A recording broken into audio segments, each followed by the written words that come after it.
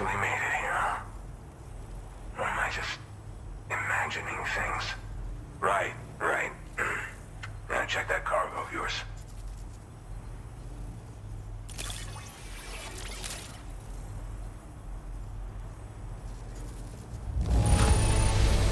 You kept this in incredible condition, man.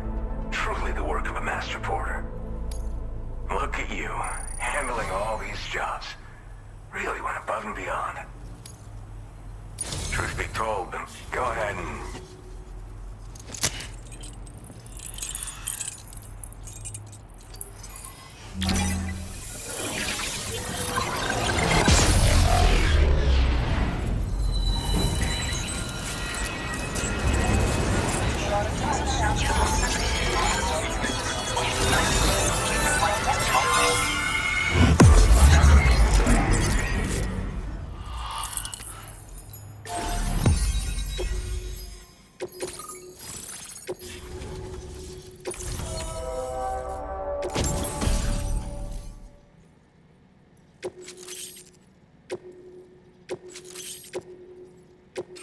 Now displaying your current order grade.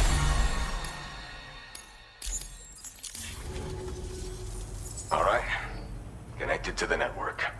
Which means I can finally start fixing up this observatory. In case you haven't heard, we've been seeing an increase in chiral density in every region as the network has expanded. More instances of strange phenomena outside network coverage, too. And I've been told this is indicative of plate gate emergence. You know, after being alone all this time, I wasn't sure I'd be able to stay the course. Till you arrived with that life-saving cargo. Should be all set to hold down the fort now. Not exactly a one-man job, but I'll do my team proud. Oh, I've shared schematics for an oxygen mask with you. I'll help you stay active in areas where the air's thin. Personally, I'd recommend you wear one at all times when you're in my neck of the woods.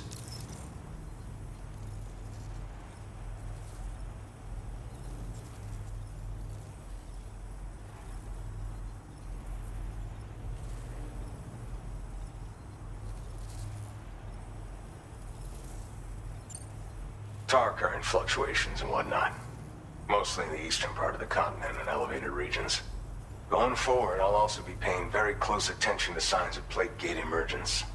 Unfortunately, the chiral cloud layer has been gradually descending ever since I got here. Everyone was suffering from exposure, and I'm the only one who stuck around. You're the first friendly face that I've seen in a minute. You know, at high altitudes, on mountains, like this one, for example. And if you climb above the cloud layer, you've got even less oxygen to breathe.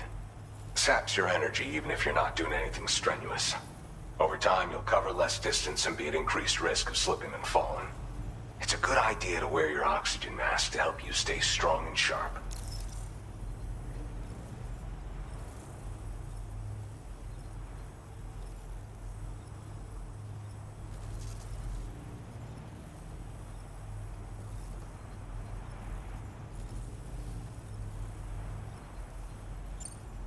Mother Nature won't show you any mercy around these parts. The biting cold and steep slopes will slow you down, or stop your progress altogether. Now would be a good time to make sure that you're fully prepared for the journey ahead. By the way, the aeronautical engineer who lives northwest of here just posted a sub-order for you. Seems something at the Ghost Mech factory's got him all hot and bothered. Help him out and he might hook you up with some useful gear. In any case, I hope you come visit me here again sometime. I understand it's a lot to ask folks to make the trip on a regular basis. But that's why I'm hoping I can offer you stuff that'll be of use in hazardous conditions like these. Keep on keeping on, man. And thanks again for all your help. This is the President, Sam.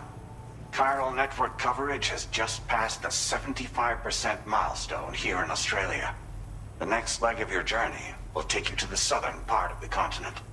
Once the remaining regions have been integrated into the network, the manifestation of a new plate gate is all but guaranteed. Marshal your strength to overcome the final hurdles and make this continent whole again. We're all counting on you. Sam, Rainey's not doing so great. It might be more of a mental than a physical issue. But I'm honestly not sure.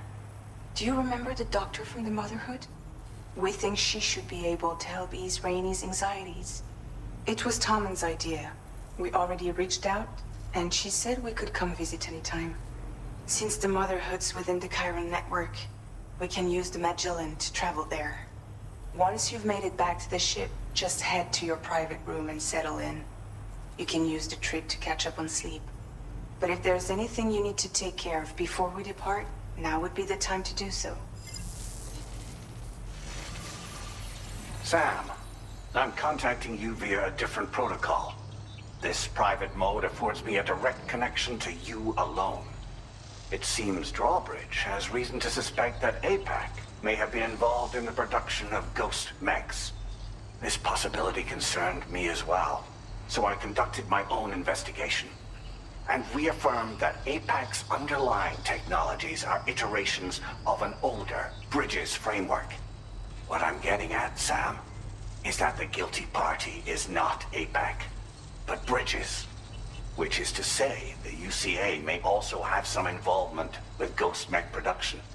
This would perhaps explain why firearms and other weapons have become commonplace on the Australian continent. The UCA's precursor, the United States of America, first took up arms to liberate themselves from British colonial rule. They retained the right to bear arms so that they might defend themselves against future government tyranny. APAC has no such designs, of course, but Higgs has used factories to obtain weapons in an attempt to subjugate the continent through violent action. And so, the people of Australia have, in response, been forced to take up arms in self-defense. A distinctly American philosophy, and one which would appear to have spread to this continent. The more we seek to unite the people with metaphorical ropes, the more essential sticks seem to become.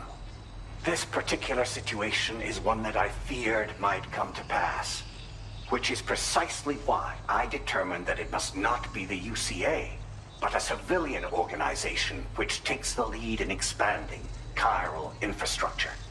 But if the UCA is indeed somehow implicated in these events, it may dramatically alter the calculus. I realize it must be vexing not knowing what to believe, Sam. Should I learn more, I'll contact you at once. For my part, I have a favor to ask.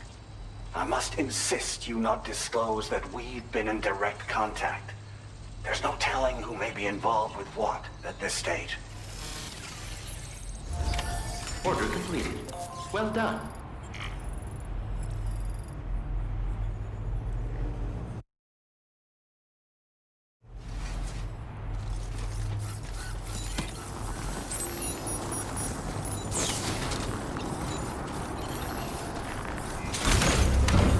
Cheers to you, Sam.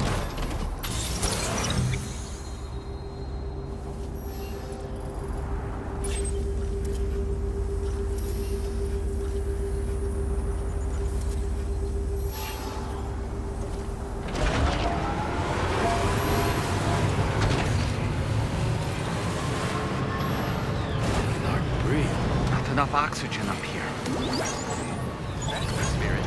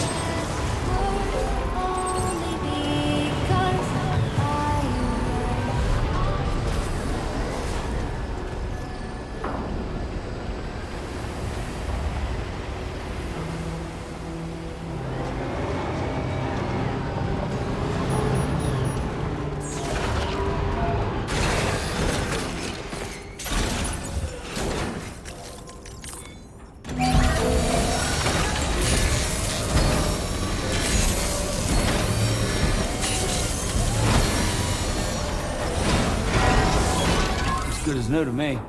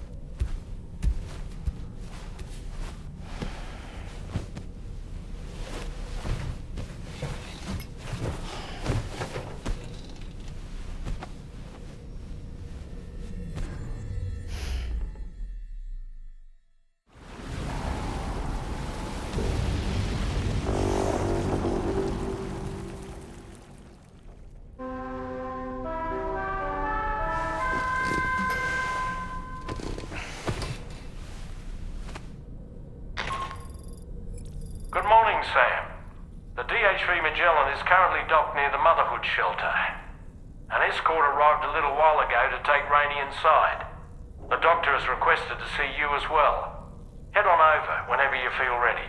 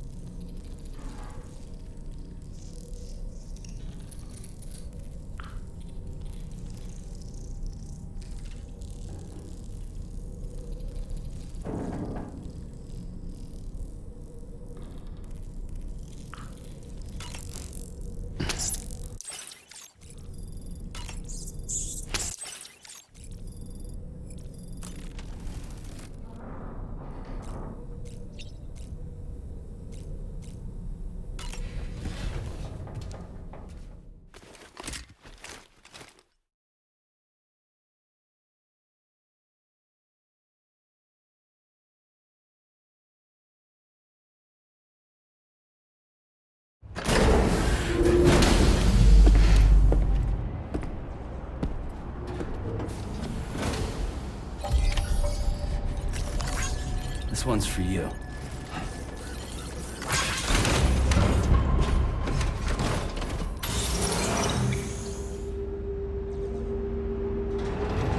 Snow. Huh.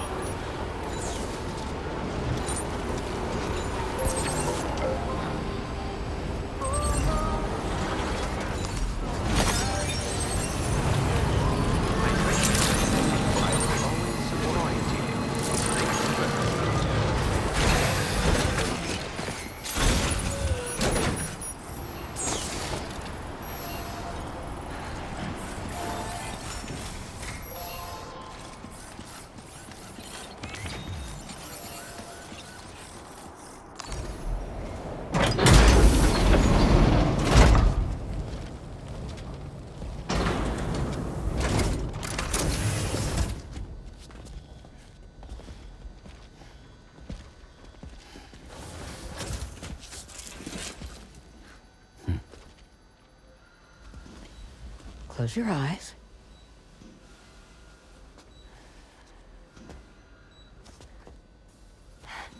It's okay. You can trust me.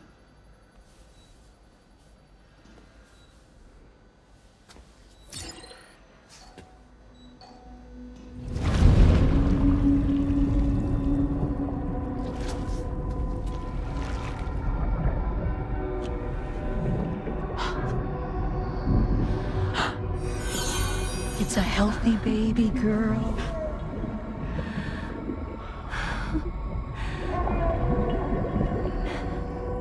She's beautiful. She certainly is.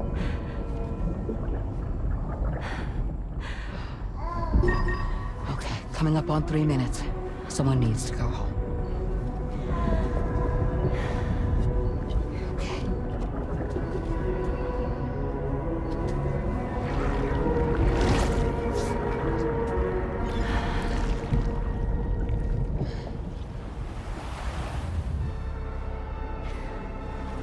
Waves? Yes, they are. Your womb is connected to a beach. Now, open your eyes.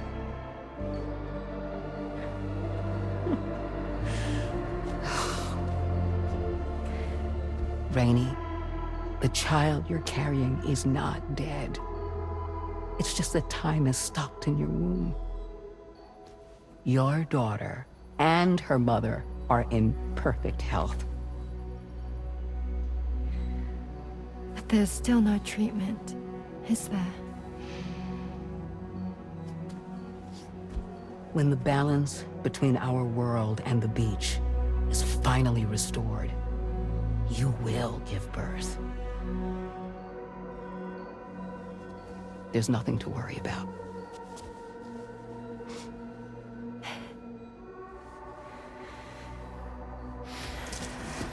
Come on. All in due time. So wait and have faith that you and your child will be fine. Thank you. You're welcome. What about you? Someday I'll have a son, but until then I get to see him once a month. It'll all work out. Yeah. For all of us. Sorry, but would it be all right if I took another look at your pod? Give me 1 second. Okay, I'll head back first. The thing is, when I did my examination on your pod, I got the strangest feeling. The BB in that pod was there far longer than any typical BB. I'd like to check your pod's production number. If it's an official model, it'll have one inscribed on it. I can tell you right now, there's no number written on it. No, it wouldn't be on the outside. It would be inscribed on the inner wall. Now, you can't open a pod without endangering the BB's life, but there is a way that we can peek inside.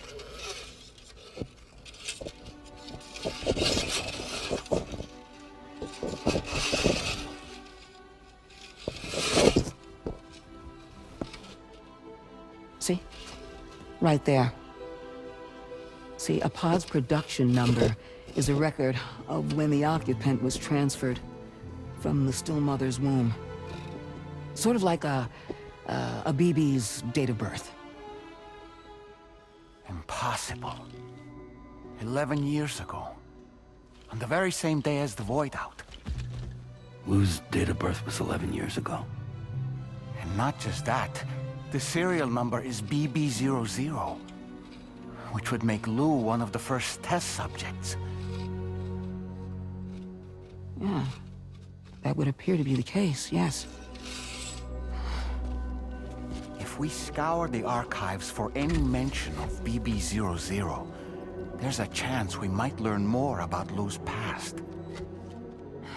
You really should try and put this behind you. And digging up the past won't help. I think it's time we return to the DHV Magellan.